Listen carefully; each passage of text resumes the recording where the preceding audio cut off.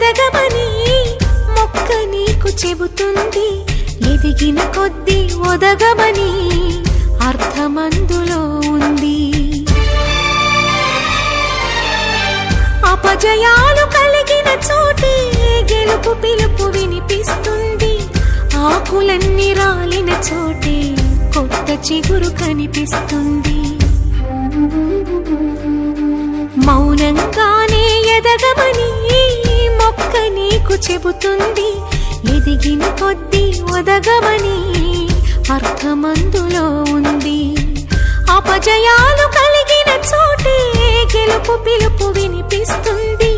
ఆకులన్నీ రాలిన చోటే కొత్త చిగురు కనిపిస్తుంది.